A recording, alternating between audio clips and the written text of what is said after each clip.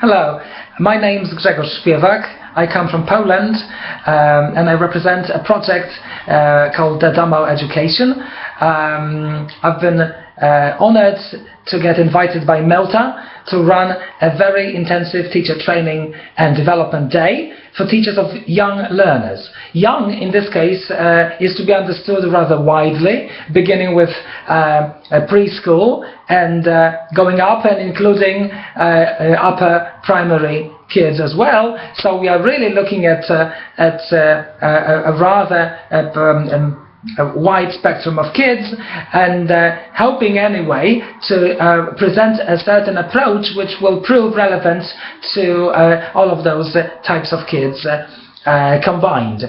When you think about getting young learners to speak, which is the lead theme for the day, there are lots and lots of things to look at potentially. I've chosen to select three main areas. The first is motivation. How we get the kids in a situation like yours and mine back home, a situation where they are surrounded by mother tongue, to believe us that it makes sense and pays off to open their mouths in English or any other foreign language. I think that's a real challenge for any communicative language teacher, and I hope I have certain new things to offer in this regard, tried and tested locally, and I hope ready for implementation in your own context. The second area is how we support those early attempts to open kids' mouth in English through our approach, strategy to do with the fact that those early attempts are almost inevitably going to be full of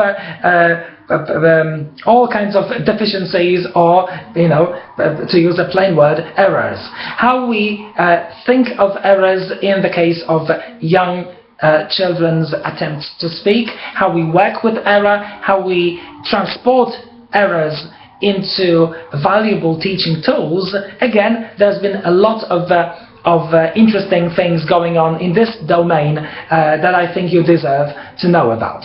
And the third area, again closely linked, I hope, is that whenever you start thinking in terms of supporting learners in their spoken attempts, you must attend to pronunciation, because trivially you cannot speak without pronouncing. How do we then make sense and use of various aspects, technical aspects of pronunciation when it comes to young kids? I'll have a lot of ideas, practical suggestions developed locally, again hoping that I will make them relevant to your own teaching context. So once again, I'm hoping to see a lot of you there. I'm very excited to be able to do this in conjunction with MELTA, and again, I hope I'll see you all on September the 20th.